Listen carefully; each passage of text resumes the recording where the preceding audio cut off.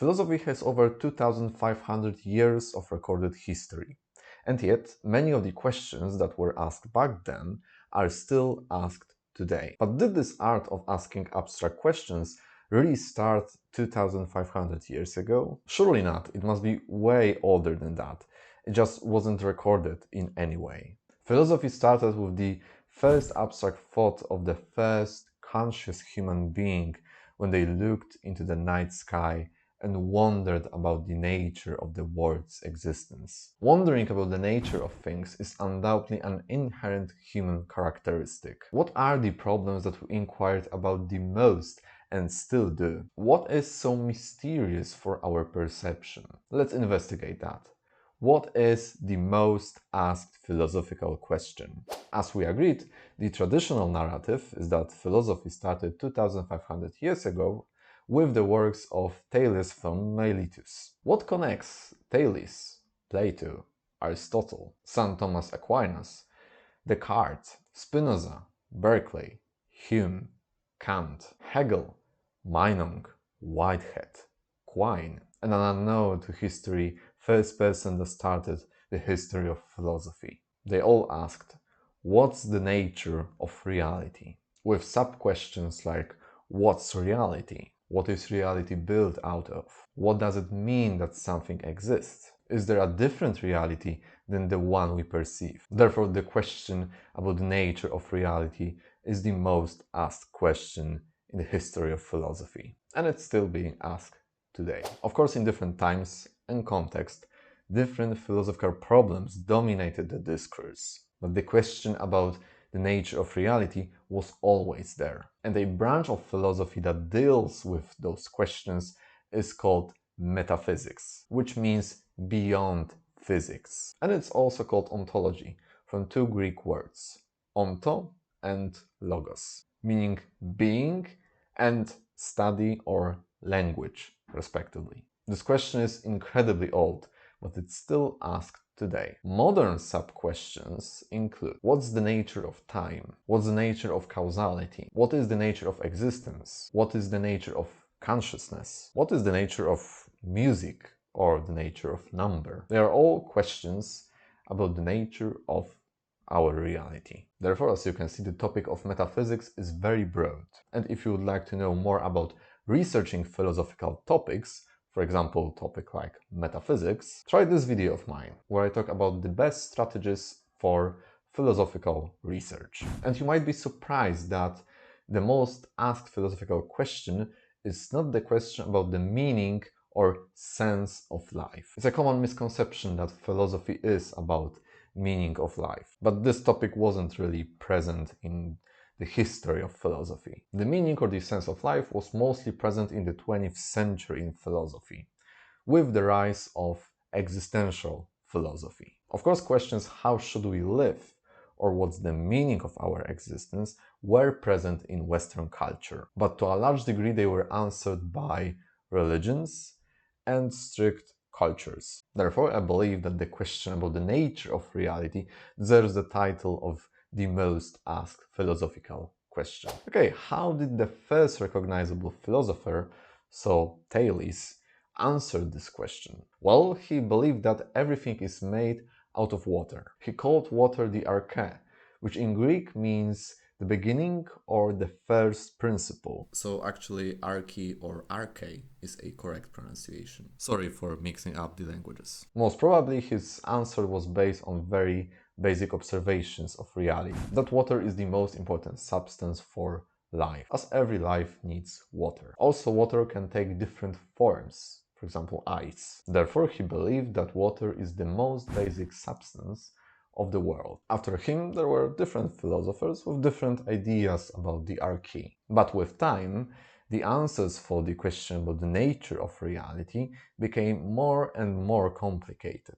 Aristotle's metaphysical system was a big revolution in this field, as he is considered a father of metaphysics, as he was really a first philosopher to deliver a comprehensive metaphysical system. His work laid the foundation for many other philosophical systems in the centuries to come. Aristotle claimed that the nature is composed of substances. Aristotle's metaphysics revolves around several core concepts, such as substance, form and matter, potentiality and actuality, and the four causes. His primary way of understanding reality is through the concept of substance, or in Greek, ousia. Substance is what exists in the most fundamental sense. It is that which can exist independently. And the substance can be divided into form and matter. The matter is what something is made out of, while the form is an arrangement or organization of this matter. A simple example is a statue.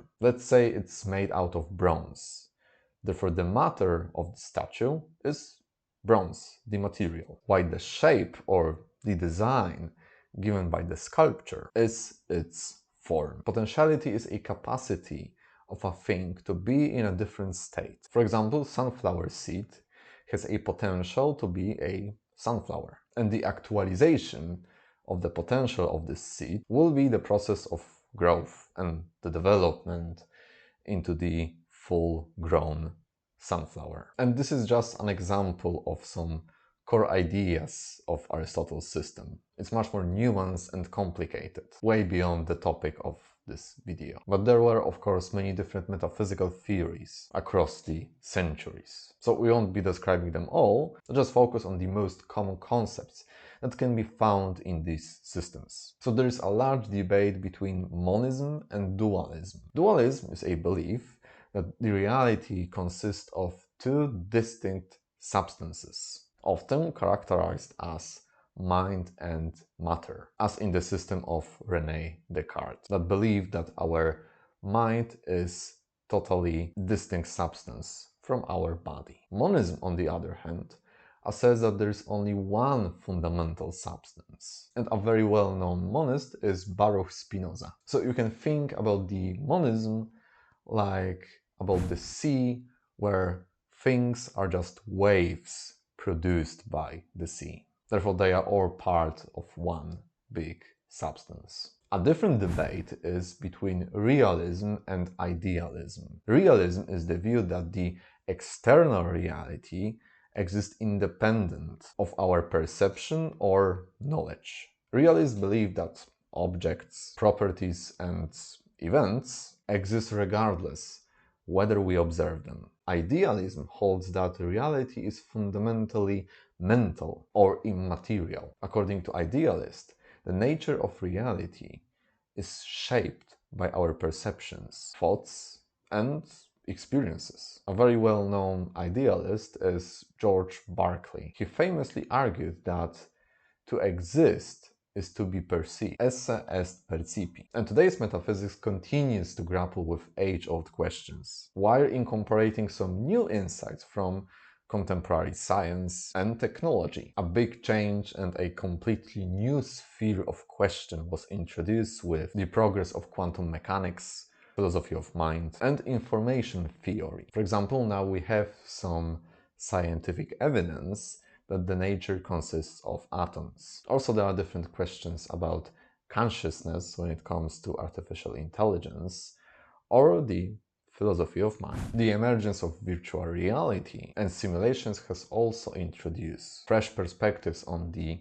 nature of reality, challenging traditional notions of existence and perception. So philosophy seems to be evolving, but some questions never change, and they still are unanswered. Surely we know way more, and some of the questions are becoming more and more narrower, but still we are asking the same questions as first philosophers or first human beings that had abstract thoughts. Metaphysics has become an incredibly broad field of inquiry with many other new problems, and trying to find an answer to some new questions and all questions make us, hopefully, to be closer to the truth. Whether examining the fabric of time, the essence of consciousness, or the implications of some technological advancements, metaphysics still offers profound insights into the nature of our world. And as we move forward, these philosophical investigations will continue to shape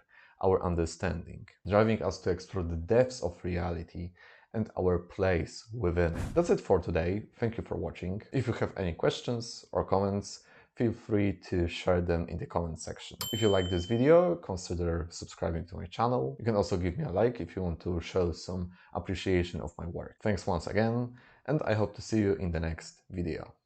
Bye.